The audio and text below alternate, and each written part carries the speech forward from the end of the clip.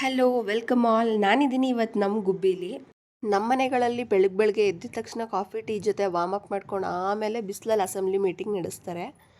ನಾನು ನಮ್ಮ ಹಳ್ಳಿಗೆ ಹೋಗಿ ಆಲ್ಮೋಸ್ಟ್ 1 ವರ್ಷ ಹತ್ತತ್ರ ಆಗಿತ್ತು. ಸೊ ಹಂಗಾಗಿ ಏನಾದ್ರು ಸ್ಪೆಷಲ್ ಮಾಡಿಸೋಣ ಅಂತ ಅಂದ್ಕೊತಾ ಇದ್ದೆ.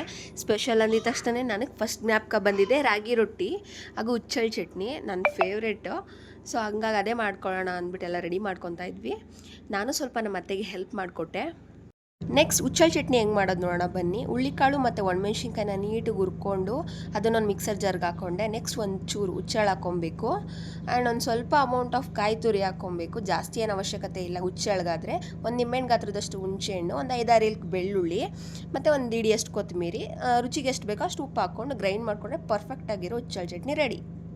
ಇನ್ನು ರೊಟ್ಟಿ ವಿಷಯಕ್ಕೆ ಬಂದರೆ ನಮ್ಮ ಅತ್ತೆ ಅಷ್ಟು ಪರ್ಫೆಕ್ಷನ್ ನನಗೆ ಬರಲ್ಲ. ಯಾಕಂದರೆ ನಾನು ಬಳಿಯೋ ರೊಟ್ಟಿ ಮಾಡ್ತೀನಿ, ಬಟ್ ಅವರಷ್ಟು ತೆಳುಗೆ ನನಗೆ ಹಾಕೋದಿಕ್ಕೆ ಬರಲ್ಲ. ನೀವೇ ನೋಡಿ ಎಷ್ಟು ತೆಳುಗೆ ಹಾಕ್ತಾರೆ ನಮ್ಮ ಅತ್ತೆ ರೊಟ್ಟಿನ ಅಂತ.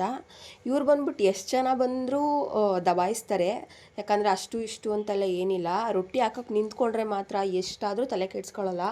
ನಾನ್ ಸ್ಟಾಪ್ ಹಾಕ್ಕೊಡ್ತಾನೇ ಇರ್ತಾರೆ. ಸೊ ಹಂಗಾಗಿ ಇವ್ರಿಗೆ ರೊಟ್ಟಿ ಹಾಕೋದಲ್ಲಿ ಏನು ಬೇಜಾರಿಲ್ಲ. ಯಾಕಂದರೆ ಅವಾಗಿಂದ ರೂಢಿ ಪ್ಲಸ್ ಇಷ್ಟ ಕೂಡ.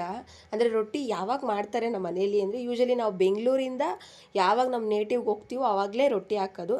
ಮಾಡ್ಕೊಂಡು ತಿಂತಾರೆ, ಬಟ್ ನಾವು ಹೋದಾಗ ಸ್ವಲ್ಪ ಇನ್ನೂ ಜಾಸ್ತಿ ಹಾಕ್ಕೊಡ್ತಾರೆ. ಯಾಕಂದರೆ ನಮ್ಮ ಮನೇಲಿ ಜಾಸ್ತಿ ಇಲ್ಲಲ್ಲ, ರೊಟ್ಟಿ ಮಾಡಲ್ಲ. ಮಾಡ್ತೀವಿ ಬಟ್ ಜಾಸ್ತಿ ತೊಟ್ಟ ರೊಟ್ಟಿ ಮಾಡ್ತೀವಿ.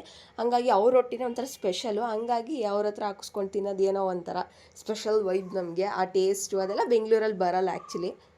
ರೊಟ್ಟಿಗಂತೂ ಬೆಸ್ಟ್ ಕಾಂಬಿನೇಷನ್ ಇದ್ಬಿಟ್ರಂತೂ ಟೇಸ್ಟ್ ಮಾತ್ರ ನೆಕ್ಸ್ಟ್ ಲೆವೆಲ್ಲು. ಈಗ ರೊಟ್ಟಿ ಆಗಿದೆ. ಸೊ ಮನೇಲಿ ಬೆಣ್ಣೆ ಇತ್ತು, ಅದು ತುಂಬ ಫ್ರೀಸ್ ಆಗಿಬಿಟ್ಟಿತ್ತು ಅಂತ ಅದನ್ನು ಒಂಚೂರು ಮೆಲ್ಟ್ ಮಾಡ್ತಾ ಇದೆ. ಯಾಕಂದರೆ ರೊಟ್ಟಿಗೆ ಒಳ್ಳೆ ಕಾಂಬಿನೇಷನ್ ಅದು ಕೂಡ.